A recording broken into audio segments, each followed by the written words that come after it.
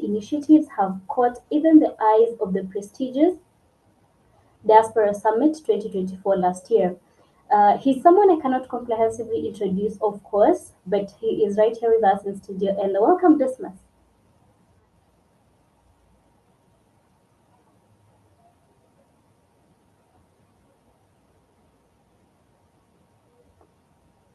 Hello, Dismas. Good evening.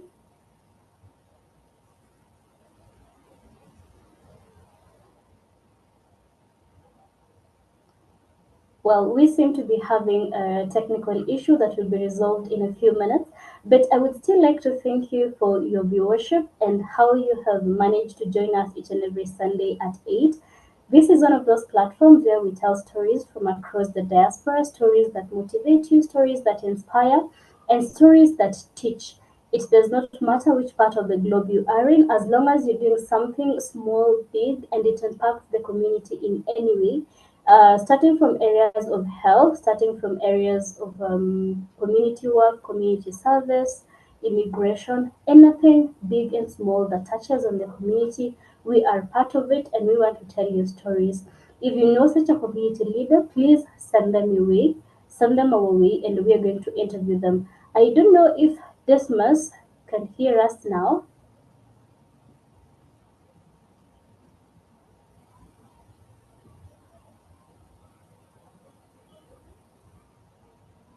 Dismas Kibungei.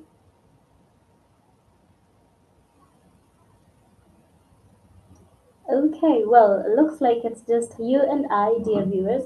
Over the past few episodes that we've had, we had a very interesting first episode that was geared towards business, and it brought back interesting remarks because it was someone that was based in the UK and the kind of business that they were doing. It had very insightful comments and very insightful remarks that we got from that particular show. When people leave Kenya to go to their diaspora, they usually have dreams and visions, and they usually have things that they want to achieve. But more often than not, those dreams are hindered maybe by finances, the difference in policies in the different countries that they end up. And hearing those stories from the horse's own mouth makes us appreciate the challenges that they go through. And sometimes listening to someone who's been in the diaspora for up to 30 decades is all the motivation we need so that even as a young person, as you continue dreaming and as you continue seeking to chant a path for yourself in the diaspora, you know the loopholes to avoid, you know exactly what you need to be successful and make a life for yourself in the diaspora. And the stories and the conversations, of course, continue in our social media handles. We are live on Facebook and we are live on YouTube.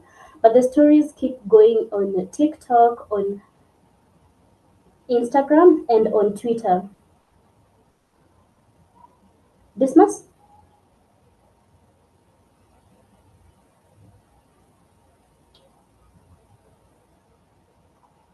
Well, looks like technology is failing us today. I do not understand what is going on, but I'm very sure that our technical team is working to resolve this as soon as they can. Oh, well, he's back. Hello, Dismas.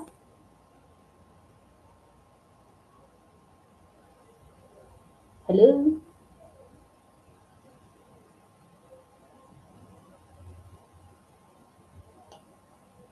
Okay, as we wait for him to. Hello, Dismas.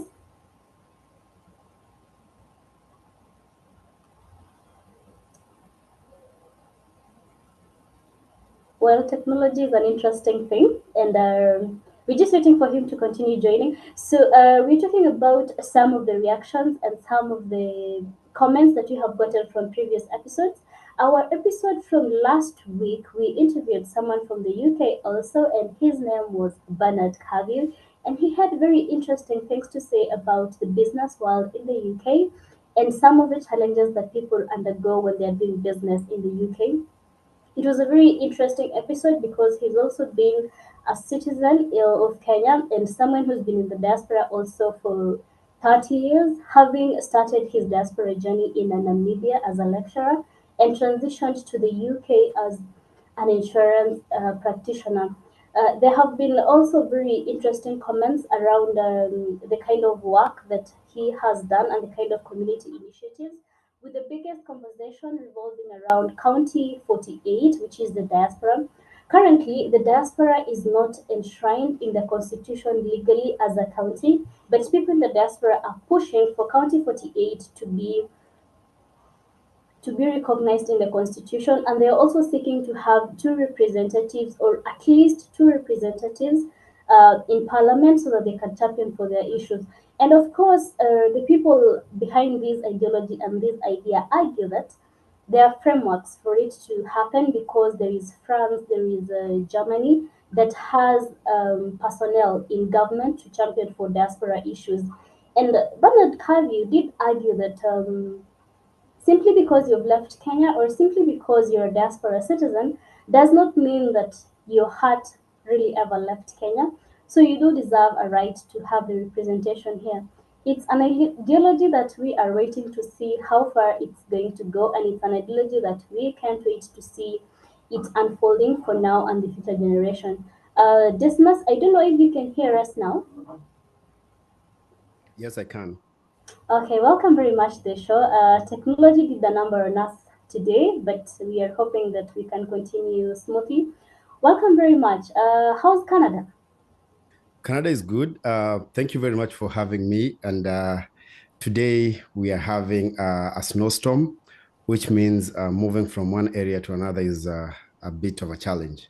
But nonetheless, we give thanks to be here with you today. Oh, thank you very much for making the time.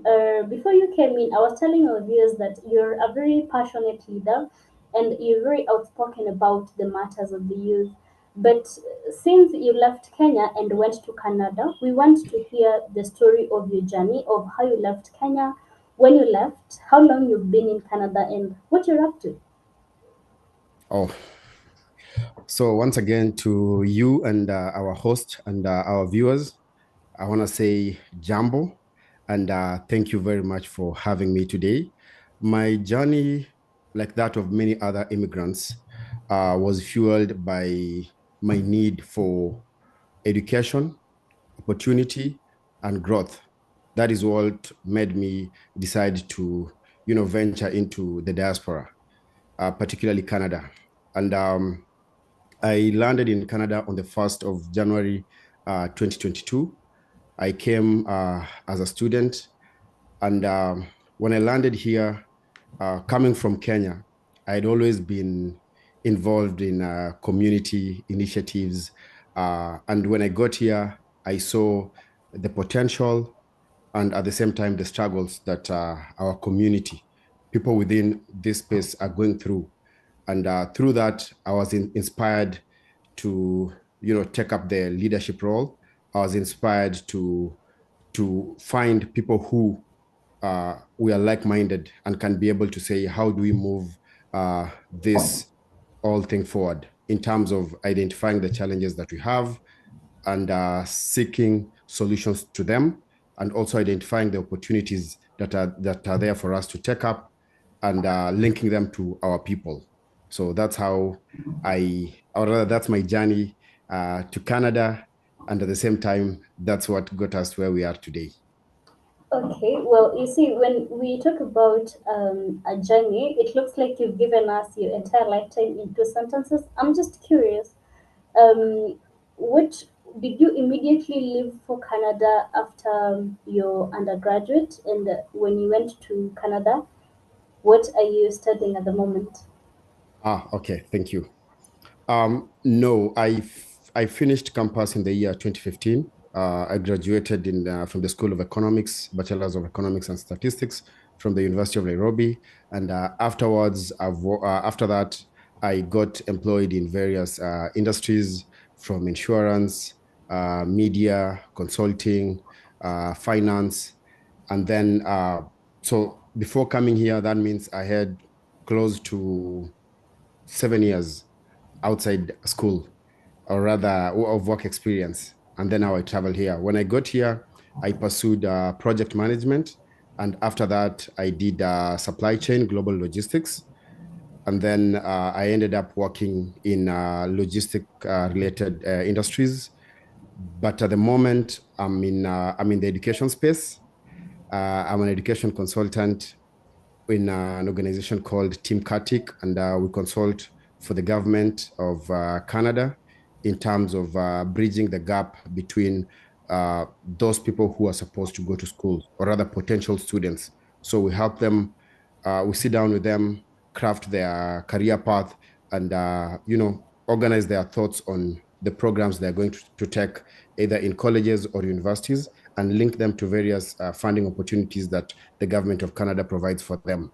So that's what I'm doing at the moment. Okay, just to continue picking that line of thought, when you talk about consulting for the government, is it specifically for the learners and students in Canada, or does it spiral or spill out to the rest of the world? No, this is only for Canadian students, which is it's only for the domestic Canadian students, which means we have a growing population here of Kenyans who are already Canadians, or rather, considering our constitution allows for dual citizenship.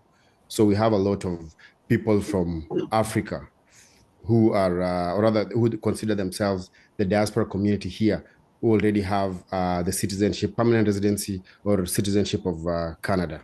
So those are the ones that we work with closely. But that doesn't mean that the fact that you're in the education space, it means that you deal with each and every person. If you're a newcomer, we sit down together, we can craft your journey as you prepare yourself to become a Canadian citizen. So before then, what can you be doing so that you can be able to tap into the opportunities within that the government of Canada is offering for you? Okay, well, thank you very much for shedding light on that. The most interesting thing about you, even from your socials and our research, is the community initiatives and the kind of things that you're doing in Canada.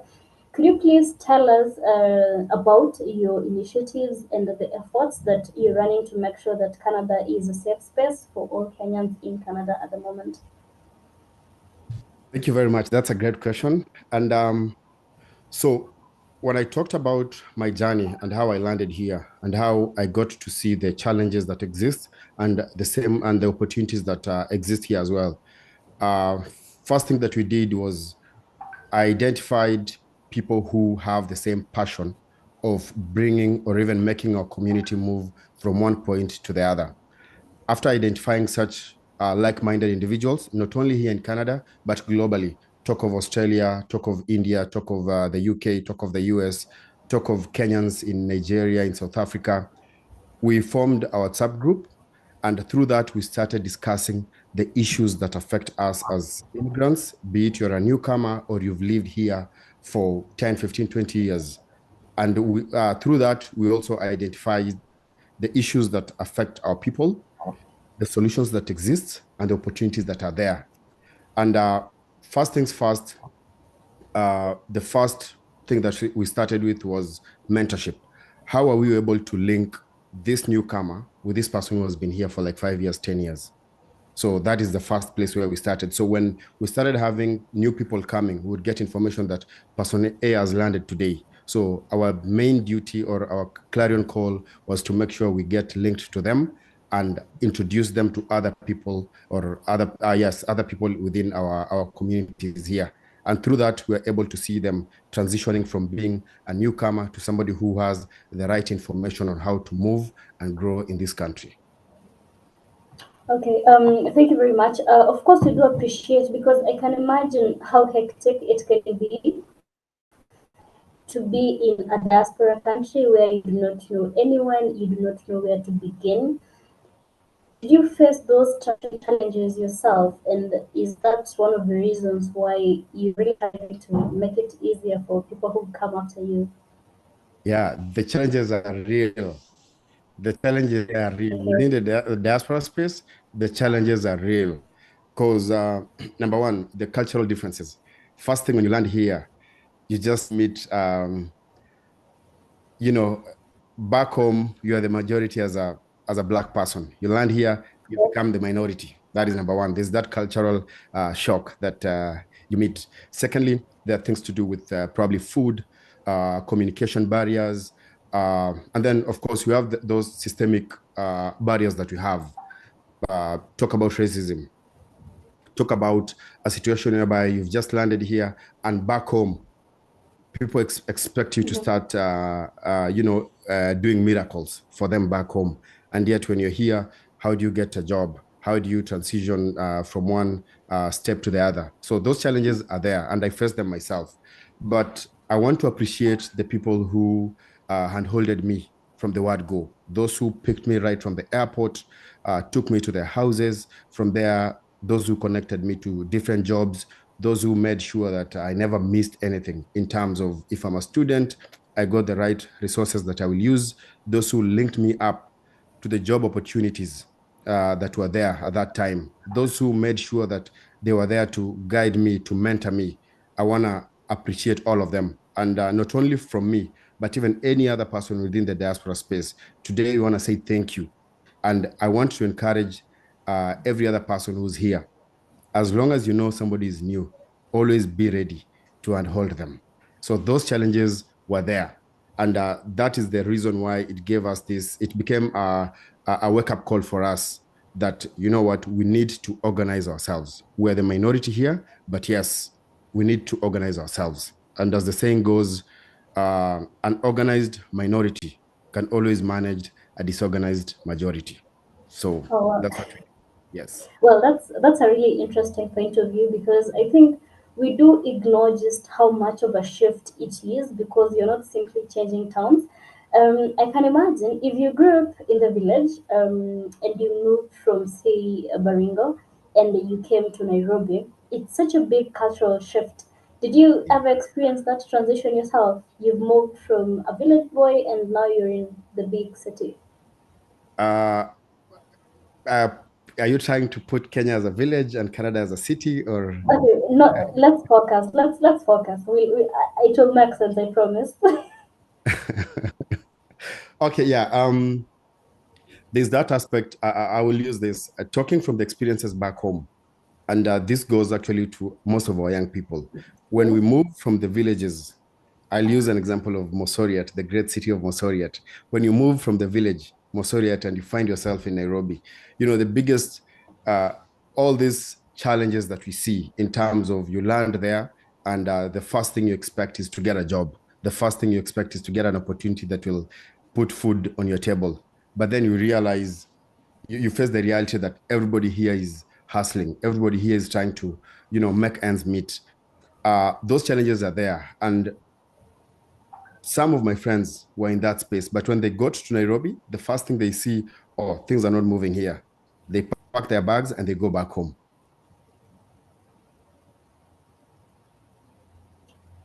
We've lost you.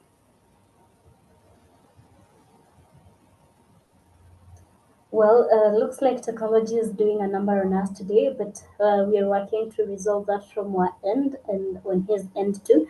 As we continue, dear viewers, if you're watching from Kenya, we're doing an analogy of the transitions that we face. Dismas, can you hear us now? Well, technology is really doing a Can, number on us can you hear today, me but now? let us just continue engaging with one another. You can follow us through our social media, TikTok, Facebook, Twitter, and you can subscribe to our YouTube channel. And we do encourage you to continue listening to our live so that you can know how to support this channel and where to get previous episodes and even news about upcoming ones. We will have snippets and reels from this particular episode so that you can continue listening in and even taking part in the conversation long after it's over. Desmas? Yes. Can you hear me? Yes, I can hear you. I think technology is really failing us today, Yeah. but I, Uh, I would say that it's is it Canada? Is it in terms of technology, yes, technology is really doing us a number today. no, it can't be Canada. I Really? believe the kind of tech advancement that's here, it's on another Mm. level, and that's what we're intending to do. We're intending to take it back home, take it back to the continent, take it back to Kenya. You know, uh, but just picking up from where I was, I'll just say this: the biggest challenges is just navigating. through the systemic barriers that are here.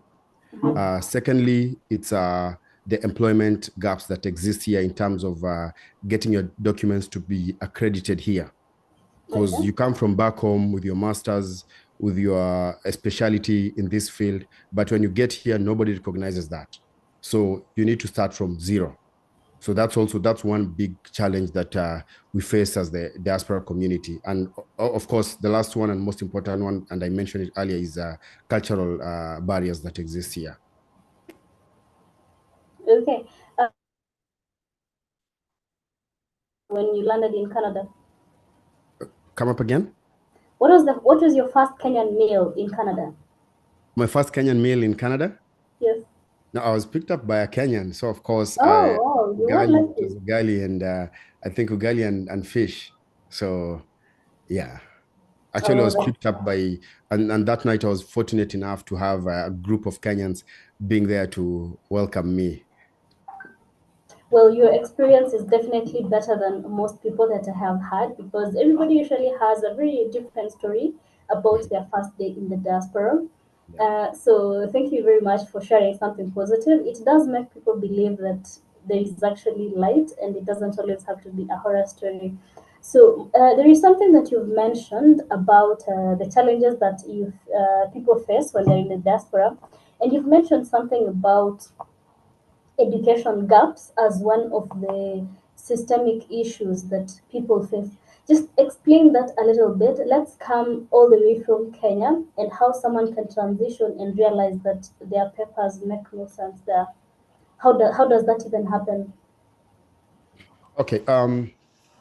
For the education side of it, each country has their own ways of measuring education or even professionalism. So for most countries, and I'll talk about Canada for instance, it's you may come from back home with your masters or you're an expert in a certain field, but when you get here, it's not recognized at all. What they want you to have is what we call the Canadian class experience and the Canadian job experience before they take you to the next level. So those are some of the things that as Diaspora Youth Network, we are trying to find ways of, navigating around it. And for us to be able to navigate around that is to also push for our embassies and our governments to find ways of engaging our host countries in this conversation and tell them that if this person comes here as a teacher, if they come here as engineers, this is how we train our engineers, this is how we train our teachers, our doctors, and for them to be here, maybe the only thing you can just give them is certain examinations or certifications. They don't need to go back and start from ground zero. So this is an ongoing conversations in various spaces, especially within governments.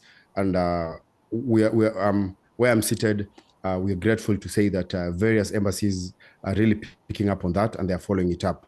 Uh, to the Okay. ambassadors and high commissioners, I want to say thank you and keep pushing that. So that's the gap that we are facing. Well, that's really interesting because I know one of the biggest challenges when you do live here and come to study. So, still on the education bit, because I know a lot of people usually leave Kenya to the diaspora on the education pathway. How do you connect whatever you studied? Say, if you do live in undergraduate and you want to pursue an opportunity in a university that is in Canada, will they recognize papers that are not, like, say, graduate, or how does it work? If they'll recognize someone who's not a graduate? Yes, yes. Like, how do you connect education from Kenya or from like any other part of Africa to now being recognized so that you do not have like the education gap that you're talking about? Say I have completed my undergraduate from my university and I want to come to Canada. How do I make sure that my career trajectory makes sense? That's an interesting question, actually. And I know most of our viewers, rather most of our listeners, want to get that bit.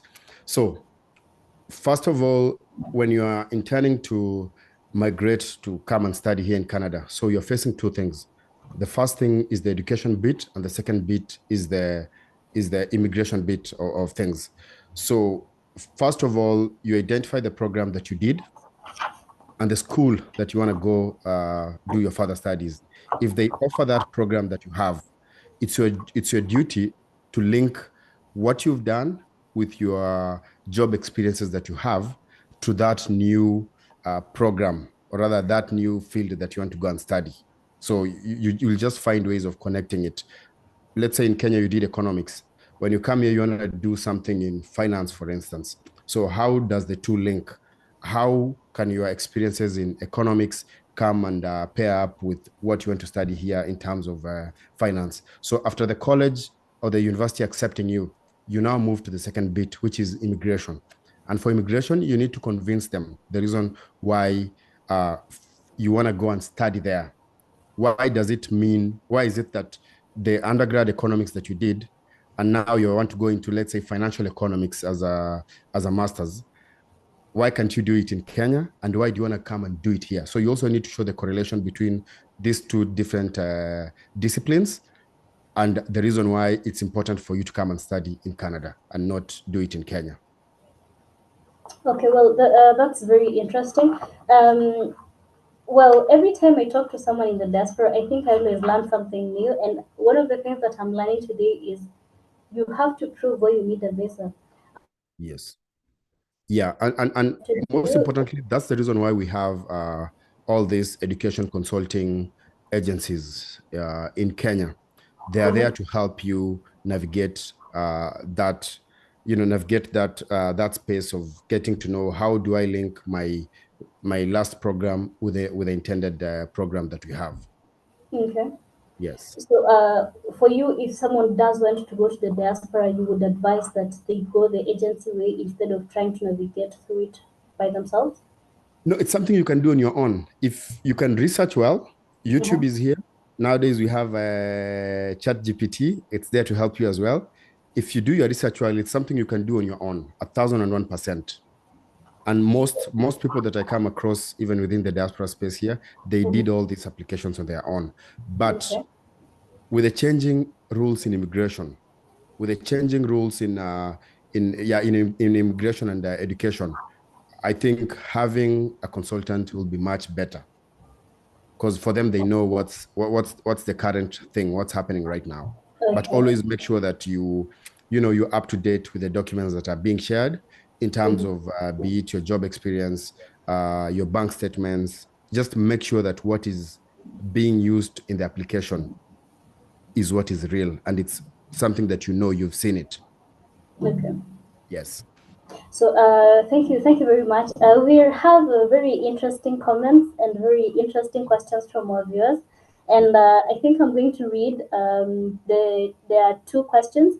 Unfortunately, we haven't said which part of the globe they are watching from, but someone by the name Lenano Tonai says, "Kazipoa President link us with the diaspora."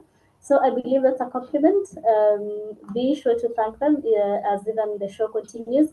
And then there is someone by the name Martin Newtich. Still, we don't know which part of the diaspora he's from, but I hope as the show continues, we are going to learn. He says, education consultant, thank you, Dismas. Your resilience, hardworking, and discipline favors you to be a leader. So Thank I you. believe that's an endorsement from the people that you lead, and thank you very much. There's a question here from Feva Kahoya. I believe this is from the US. How do you link the people? I don't know if that's a very clear question, or is it something that you can answer?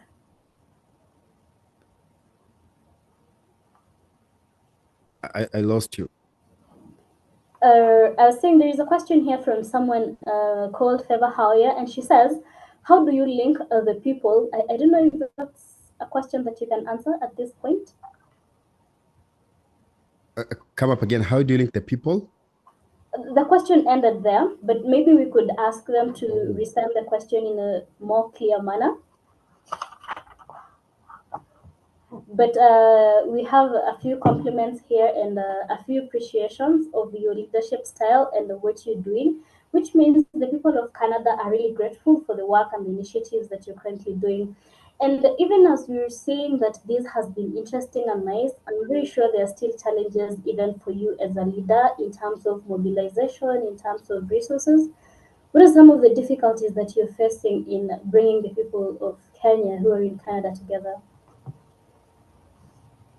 Um, I will not term them as challenges per se.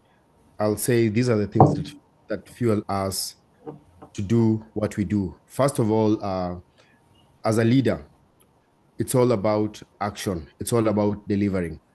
So, which means whenever we have, or rather, whenever we see something that comes up as a challenge, it's all about knowing this is a collective responsibility. It's not about me, it's about us. So, what we want to term as challenges, I want to say those are not challenges. As long as we come together and treat it as a collective responsibility, there can never be a challenge. So, number one, bringing our people together. When we land here in the diaspora, bringing our people together is a big challenge because of different time zones, or rather even different working hours, different, for those who are students, different times of going to school and what have you. But then with the help of the internet, with the help of, the Internet of Things, we don't see it as a challenge. We see it as an opportunity for us to come up with ways that our people can connect. We come up with events that we can link our people, events that are curated towards career development, mentorship, and even events that bring people to have happy moments together. For instance, here in Canada, one of the biggest, oldest organization hosts all Kenyan national days. They have events during that time. So we use that moment to bring our people together.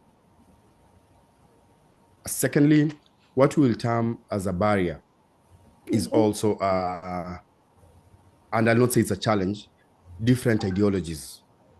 To Mm-hmm. most people, it seems that that is a challenge, but it's not a challenge. That is a space for us to say, you think about this, I see it this way, you see it that way. Where's the point of convergence? And Okay. then through that, we are able to come up with firm solutions of some of the things that we are seeing as a challenge also in our communities. So Mm-hmm. basically, I'll not touch on things as challenges. I'll use them as opportunities for us to scale further, or even create solutions for our And people. positive outlook. Yes. Yes, I think the one takeaway that I'm taking away from whatever that you've said right now, and I think our viewers should too, is looking at challenges as an opportunity to do better and an opportunity to continue improving the lives of people. That's a very interesting mindset and a very good way to look at life and how to go about it. Although I must ask, is there a leader in Kenya or even across the world and the globe that you admire, or whose ideology is how you present yourself and package your leadership? Wow. That's a Okay, looks like we're losing Dismas again, but of course the conversation must continue. And keep your questions coming and keep your comments coming. Reach out to him as Dismas Kibungei Kogo and Dismas.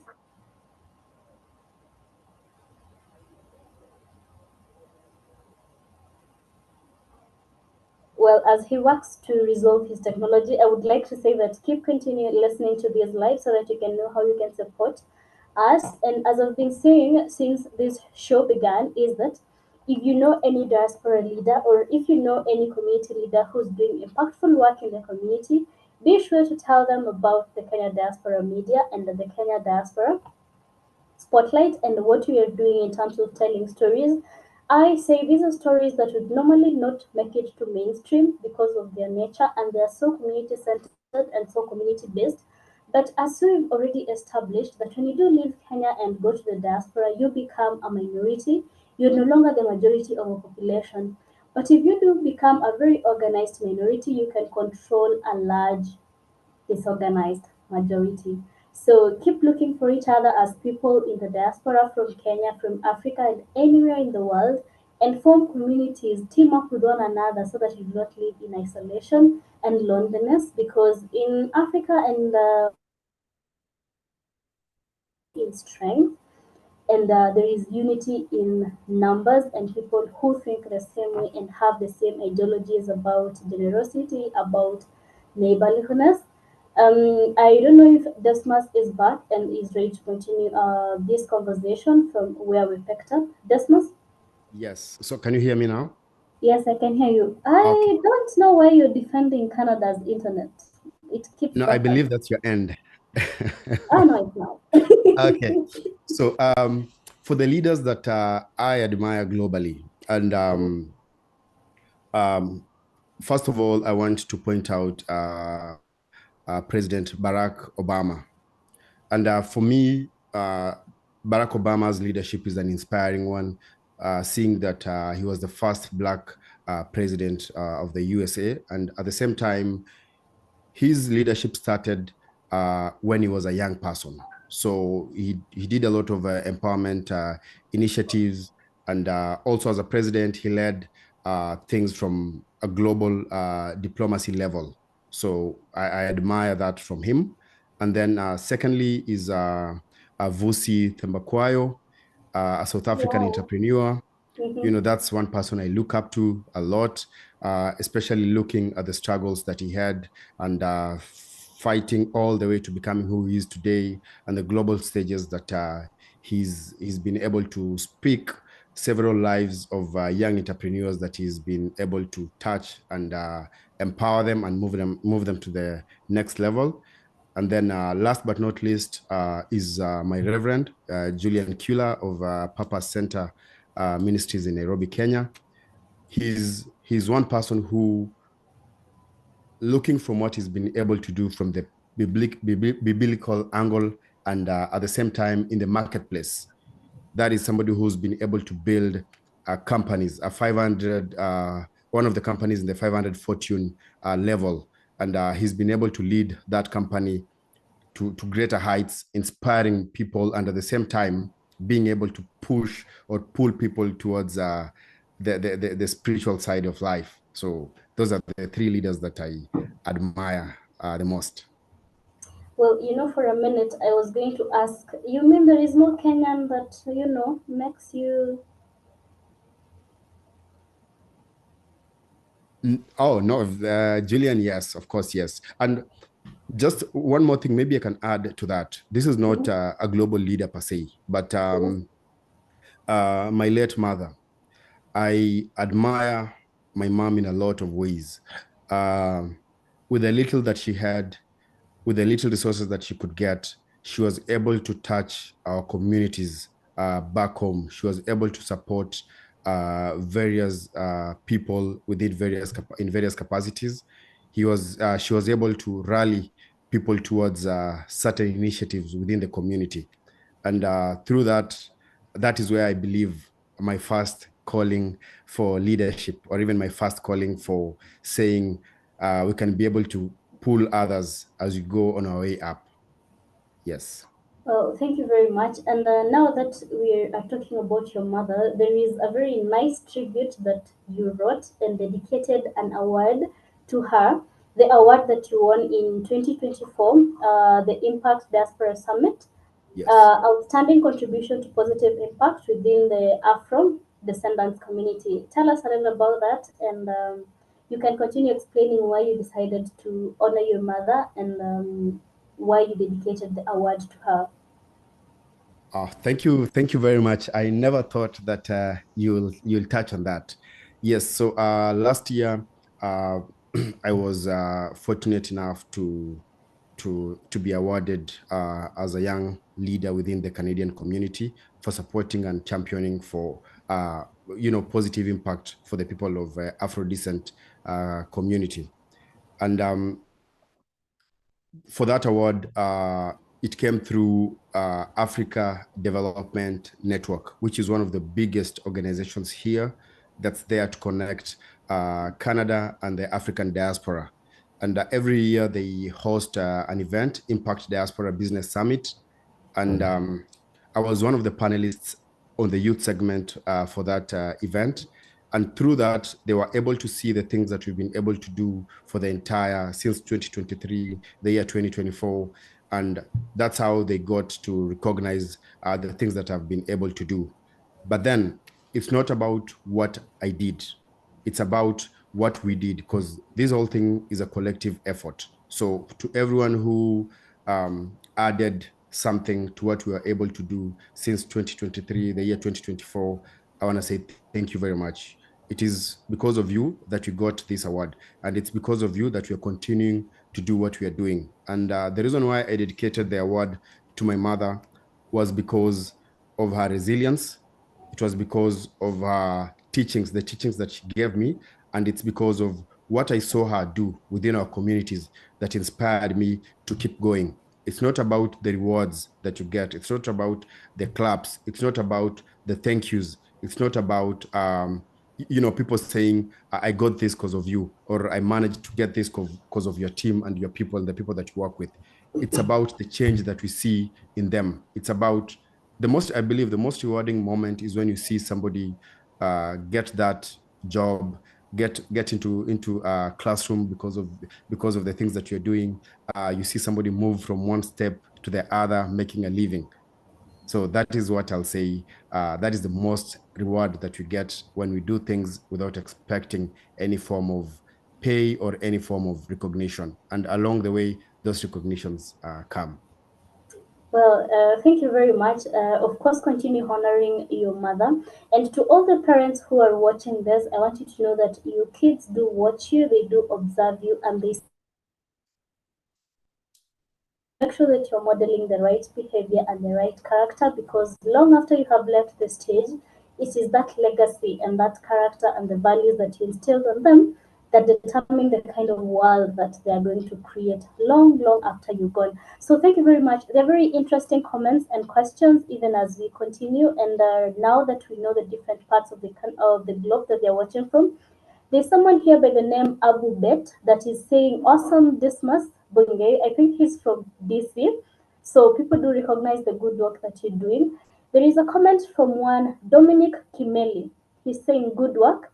You are doing a great job. That is fantastic, because even as you're saying that it's not about the number of process that you make, sometimes hearing them clap makes you remember that the work that you're doing is important, and it even gives you the motivation to keep doing more, and you keep asking yourself, how can I make these people's lives better?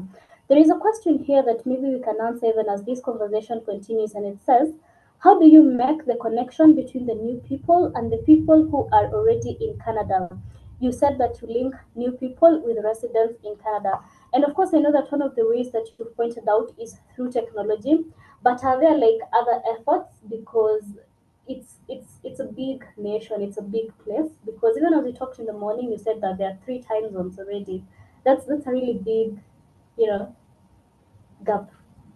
Also, how do we connect people here? So, number one, uh, for the people in the diaspora space, first of all, have where you belong, be it a church, a reading club, uh, an organization, a circle, uh, a group.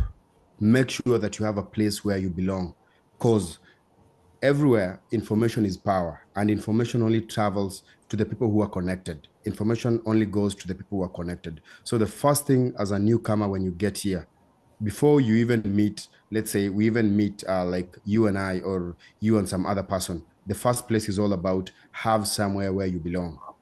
That is where you'll get all the information that you need. That is the first place. And then our second place is we have various networking tools that exist, right? From all these WhatsApp groups that you see, we have applications, mobile applications that exist, the Eventbrite of this day. We have Sync. Sync is one of them, is one of the best actually, whereby through that you can be able to see the kind of events that you want to attend, the kind of networking opportunities that exist, the kind of things that are happening around you that you think if you plug yourself into them, they'll push you to the next level. So the ways that we just connect is all about getting to know each other, and make sure that when you connect with somebody, especially in diaspora, make sure that your connection is intentional. Identify the things that you and that person have in common and focus in growing that. Through that, you'll be able to move from knowing person A to person B to person C, and through that, opportunities come knocking on your door. And once you are empowered yourself, you can be able to touch the lives of others, those who are here and even those who are back home. So it's just all about networking. Very much. Talking to you and listening to you highlight some of these issues, it really encourages us, even as youth. And of course, I'm listening. I'm looking at the feedback and some of the comments that you're getting, even from the people that are in Canada with you. And they're saying that the initiatives that you're running are very important. There is one comment from Hassan Nieno. He's watching you from Toronto. So I believe it's probably someone that you've interacted with. And he's saying, I would like to highlight the significance of mentorship for creatives. He connected me with the right people in the industry. God bless Dismas. So, of course, I'm going to keep the applauses coming and the positive impact that you're making. And it looks like you're a jack of all trades. You're in education, you're in business, and now creators. Uh, okay. I'll take that back to, first of all, thank you very much, Hassan, for the comment. I'll take that back to the organization, the Diaspora Youth Network. As Diaspora Youth Network, what we do, our number one arm is a youth diplomacy. And then beneath that, we have programs that run from mentorship, entrepreneurship, things to do with mental health, and even scaling or connecting entrepreneurs to different resources. So when you look at Diaspora Youth Network, we are all about resources, and ours is to identify what resources do our people need. Is it from the government? Is it our host government or our governments back home? Is it from various non-profit organizations? Which one? We can identify and link them. Is it peer-to-peer resources that you're looking for? So, for instance, I know that Maria, you have this thing, and somebody else within our network would like to access it. Ours is just to do the introduction and have you to move forward together.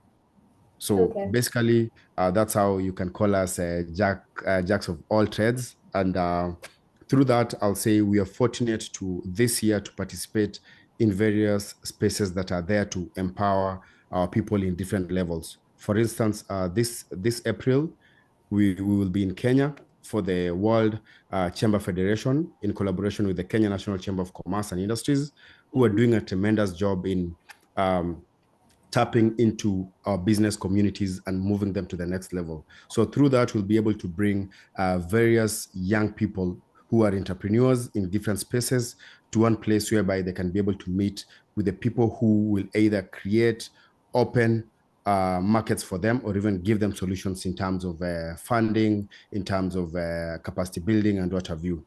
And then also, as the year progresses, in August, we'll be having what we call World Youth International Day. It will be here Mhm. in Canada. And Okay. it will be a moment for us to be able to see, as young people, where are we? What have we? Okay. Looks like we've lost him on audio. Let's keep those comments coming. Everyone watching from continue introducing our guest and seeing what he is doing and his initiatives and efforts. Dismas Kibungei Kogo is a youth leader in Canada. I don't know if he's back now. Kibungei. Kibungei. Mr. Kogo. Okay. Continue keeping your comments coming, your feedback on his initiatives, and even what he can continue doing. If you have any questions, Can you hear me? yes, I can hear you. Yes. If Uh, I hear you defending your internet one more time. so picking up from where I left, if you allow me. Okay, sure. Okay, yeah. So uh, for that, and that very moment for the World International Youth Day, it will be for us to come together as young people and see where are we, what have we been able to do, and what opportunities lies ahead, and how can we come together. So it's all about uniting our people and bringing them together.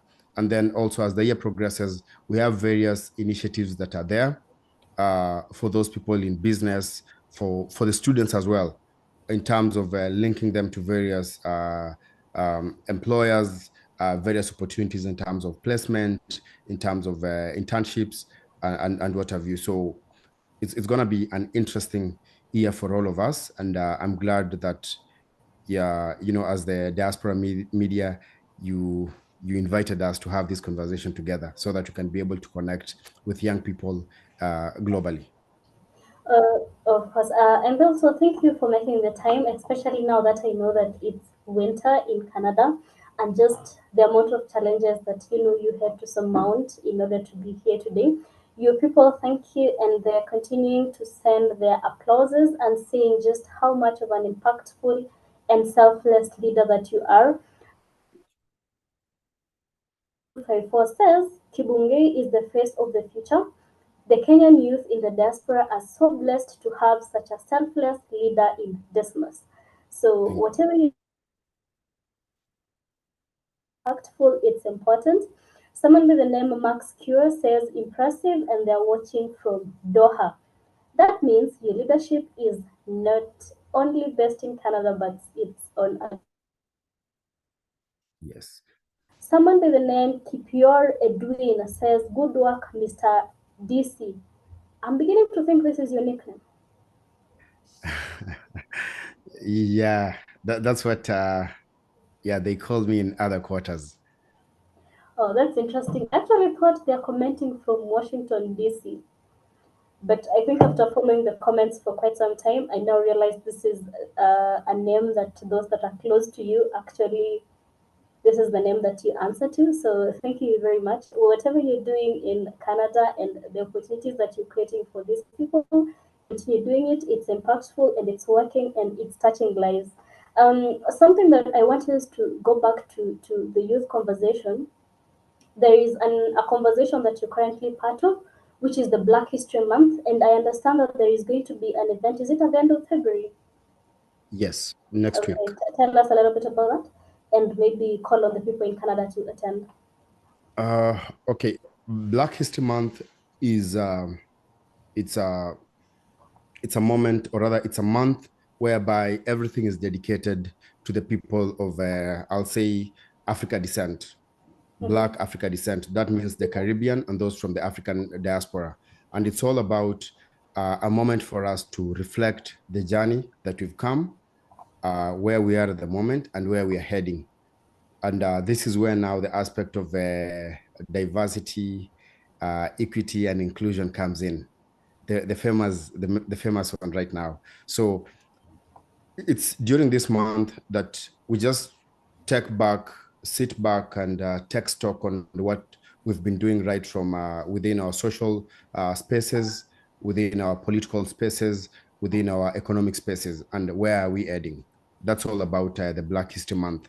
And being that we are, for those coming from Africa, actually, uh, for us, it's kind of it's something that's foreign, considering we come from a place whereby we're the majority, but when we land here we're the minority. But nonetheless, we fit in because the struggles that, and I'll say this, the struggles that exist back home, actually, we still have the same struggles here, just that probably here we have easy ways of getting to those solutions. So even as a Black person here in Canada or in North America, we face those challenges, but then coming together is a good way of helping us progress and get solutions to the challenges that we are facing. So these events that we're doing within the month of February is just all about to connect our people together, number one. Number two, all about to tell them these are the barriers that we face and these are the solutions that we have for you, especially for the leadership within the Black community.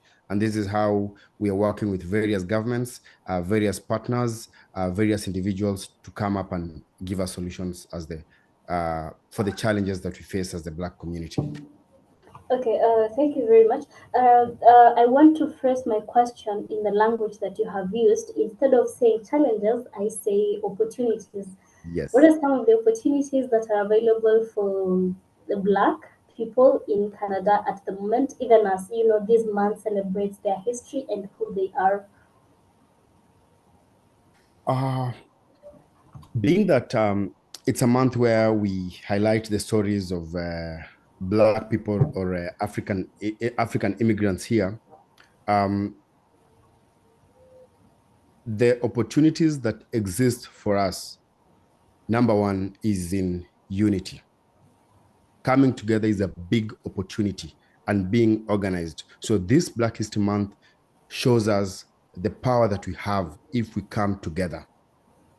And borrowing from one organization here, Black Founders Network, they have a very good, theme, which is powered by us, which means for the Black community, the opportunity that exists now is us to come together, create and buy from us, build and buy from us, identify the challenges and get solutions from within us. So the biggest opportunity that exists is in coming together. Secondly, in terms of coming together this month, you are able to see just another Black person like you making moves. You're able to see another person who came here as an immigrant from Africa making big moves and impacting the people within the community. That goes to say, as a young person, when you look up to that person in what they're doing, you're left to just say, then I have what it takes to also do what that person has done or even exceed that. So it's also an opportunity for those, especially for those who are new, to come and see the trailblazers within our communities, to come and see the people who are making things work for our people and be able to be inspired and empowered by that. And last but not least, the opportunities that exist in terms of the resources that are there for us to use for those that we don't know, because it's all about it's an information kind of economy here. If you don't have the information, you don't know what's happening. You don't know how to move. So the opportunity that exists is to connect, unite, connect, and have information around us and be able to move to the next trajectory. Okay, well, thank you very much. I think you've been a very positive guest and you've shared very positive insights. And from the feedback that you're getting, we have a comment from one Claudia Lorraine who says, "May God bless your work, Dismas."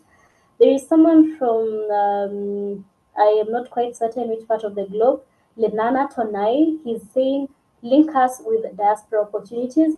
And maybe you could just reiterate if someone wants to like leave Kenya at the moment, maybe just give a quick guideline or things that they can do even as we wind up and conclude this session with you today. So thank you very much, Leinan. You said Leinan, right? Yes.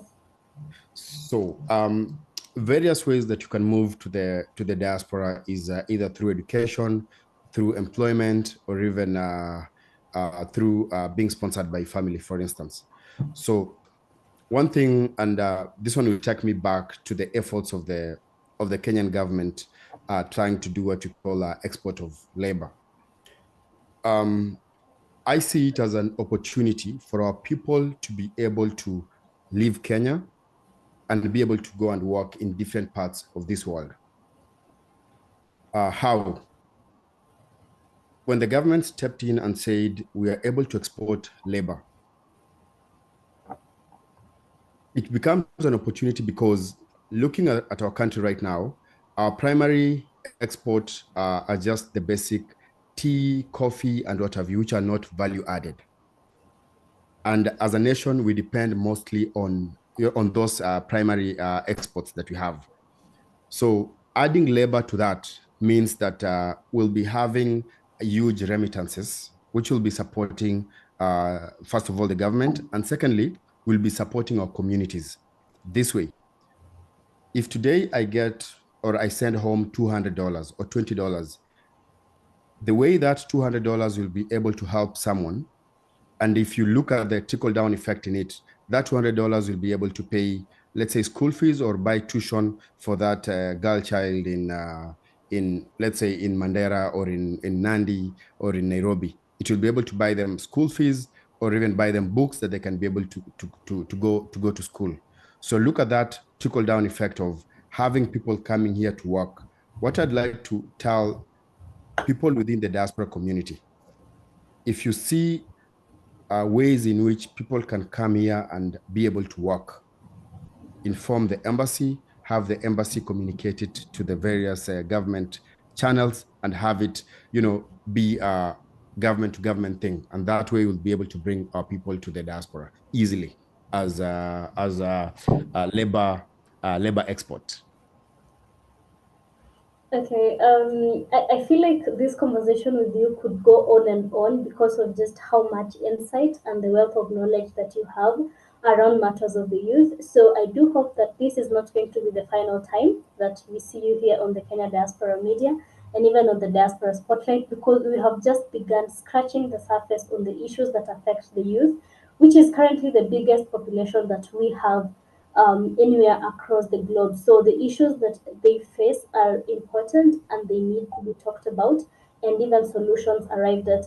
As we conclude this, I would like you to talk to a Kenyan youth in Kenya and a youth in the diaspora and maybe just communicate to them as a leader who understands and who relates to the challenges and the issues that they're facing.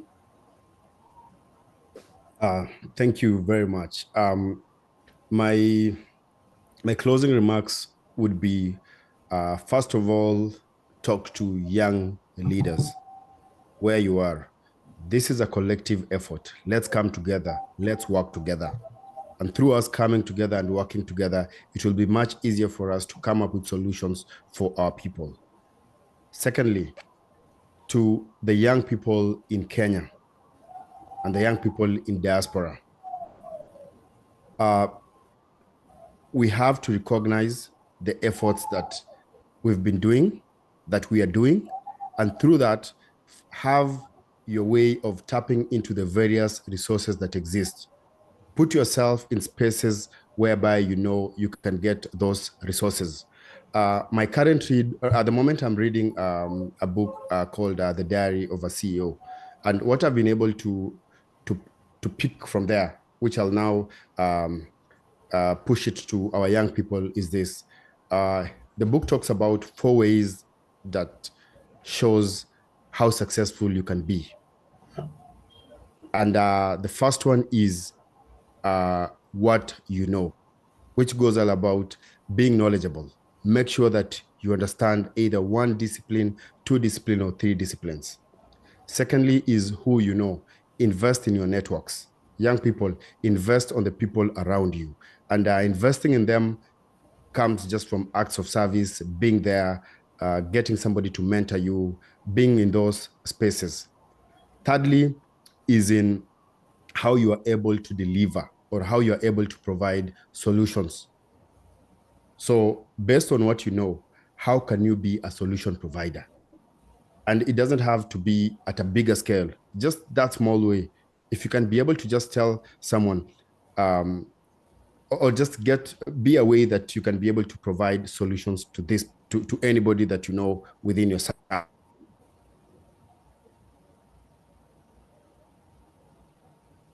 Oh, looks like we are losing him. I don't know what is happening to his audio, but I do hope that we can catch him as he says the last word and even as he gives advice to Kenyans in the diaspora and those that are in Kenya. He's sharing very insightful things about the current book that he is reading about 4 things that determine how successful you're going to be. Can you hear us now? I don't know if I'm back. Are you back?